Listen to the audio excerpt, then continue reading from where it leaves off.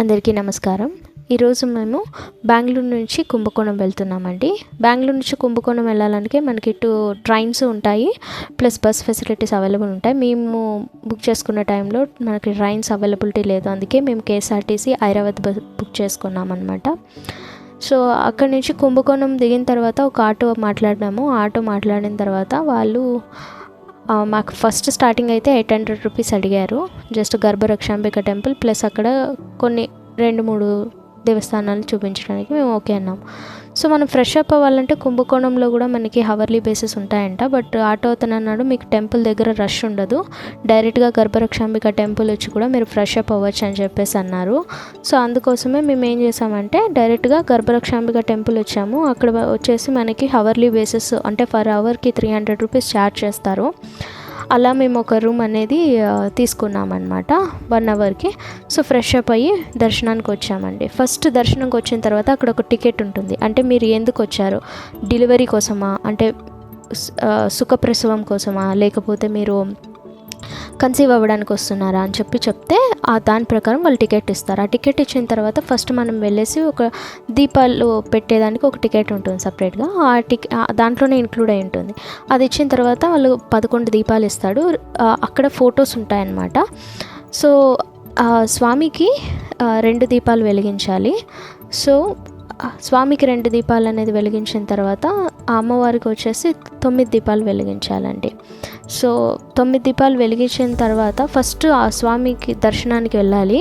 So ఆ ఐటమ్స్లో మనకి చిన్నది నెయ్యి డబ్బా, ఫొటోసు, అది ముల్లైవనాథ గర్భరక్షాంబిక అని ఫోటో ఉంటుంది, అదన్నీ ఇస్తారు. మనం వెళ్ళేసి దర్శనం చేసుకొని స్వామిని దర్శనం చేసుకుని తర్వాత అమ్మవారి దర్శనం చేసుకున్న తర్వాత మనకి ఇచ్చిన నెయ్యి డబ్బా ఉంటుంది కదా, ఆ నెయ్యి డబ్బాని వాళ్ళు అక్కడ పూజ చేసి మనకి ఇస్తారు. అది మనము 1/2 కేజీ నెయ్యిలో కలపాలన్నమాట. 1/2 కేజీ నెయ్యిలో కలిపి అది ఎవ్రీడే మనము బిఫోర్ బెడ్ అంటే పడుకునే ముందు 48 డేస్ తీసుకోవాలి.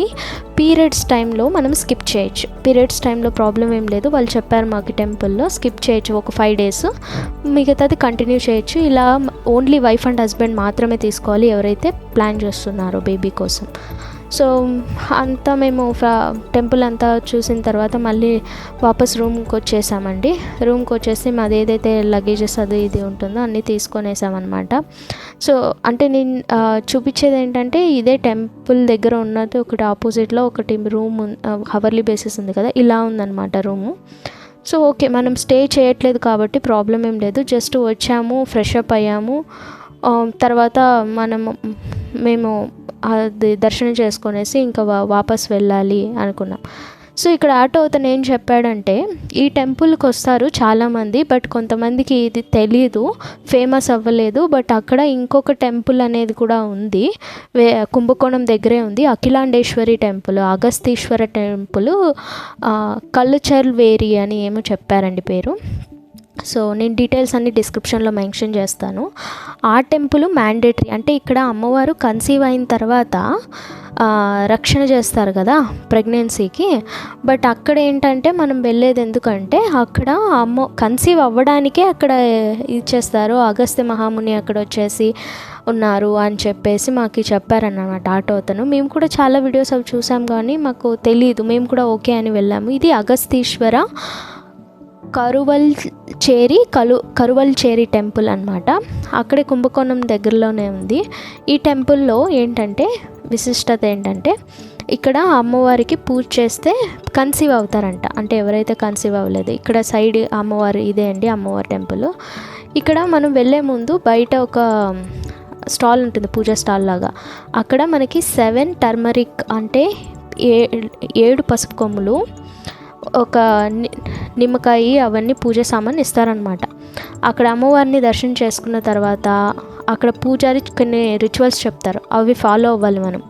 రిచువల్స్ అన్నీ ఫాలో అయ్యి అమ్మవారి దగ్గర ఆ పసుపు కొమ్ములు పెడతారనమాట. పసుపు కొమ్ములు పెట్టి తర్వాత ఆ నిమ్మకాయన్ని పెట్టి పూజ చేసి అక్కడ మనం అమ్మవారికి సంకల్పం చేసుకోవాలి. ఏంటంటే మనం కన్సీవ్ అయిన తర్వాత అంటే ఎవరైతే అమ్మాయి ఉంటుందో తను కన్సీవ్ అయిన తర్వాత తనకి శ్రీమంతం చేస్తారు కదా, శ్రీమంతం చేసేటప్పుడు ఫస్ట్ ఏదైతే బ్యాంగిల్స్ వస్తాయో అంటే గాజులు ఉంటాయో ఆ 7 బ్యాంగిల్స్ ఇక్కడ నేను మెన్షన్ చేశాను, మీరు పాజ్ చేసి చూడొచ్చు. ఆ 7 బ్యాంగిల్స్ని సపరేట్ తీసుకోవాలంటే వేసుకోకూడదు, చెయ్యికి వేసుకోకుండా ఫస్ట్ వచ్చిన 7 గాజులు సపరేట్గా తీసిపెట్టి పిల్లలు పుట్టిన తర్వాత ఆ గాజుల్ని అమ్మవారికి సమర్పించి అక్కడ ఒక ఉయ్యాలు ఉంటుంది, ఉయ్యాల్లో వేసి అమ్మకి నమస్కారం చేసుకోవాలి. అక్కడ ఇచ్చిన ఒక నిమ్మపండు ఉంటుంది కదా, ఆ నిమ్మపండుని జ్యూస్ చేసుకొని ఓన్లీ వైఫ్ అండ్ హస్బెండ్ మాత్రమే తీసుకోవాలి.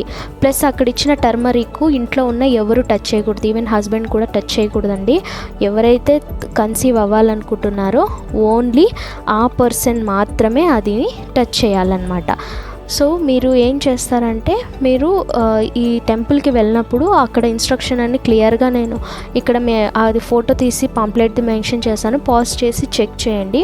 ఆ టర్మరిక్ని ఎవరైతే కన్సీవ్ అవ్వాలనుకుంటున్నారో ఓన్లీ ఆ పర్సన్ మాత్రమే టచ్ చేయాలి. సో సపరేట్గా పెట్టండి, ఇంట్లో ఉన్న ఫ్యామిలీ మెంబర్స్ వీళ్ళు టచ్ చేయకూడదు. బయటికి వెళ్ళినప్పుడు టర్మరిక్ యూస్ చేయకూడదు, ఓన్లీ ఇంట్లో ఉన్నప్పుడు మనము గంధం ఎలా తీసి మనము పెట్టుకుంటాం కదా, అప్లై చేస్తాం కదా, అలాగే అప్లై చేసి టర్మరిక్ అప్లై చేసుకున్న తర్వాత మనము స్నానం చేసేయచ్చు అనమాట. ఇంకొకటి ఏంటంటే, మనం ఆ టర్మరిక్ని పాదాలకి అప్లై చేయకూడదండి, పాదాలు వదిలేసి మీరు ఆ టర్మరిక్ని అప్లై చేసుకొని స్నానం చేయండి. మీరు ఏమైనా అంటుముట్టు అలాంటివి ఏమైనా ఉంటే ఆ డేస్లో స్కిప్ చేయొచ్చు అనమాట. ఈ వీడియో నచ్చితే లైక్ చేయండి, షేర్ చేయండి, ఛానల్ని సబ్స్క్రైబ్ చేసుకోండి. Thank you for watching.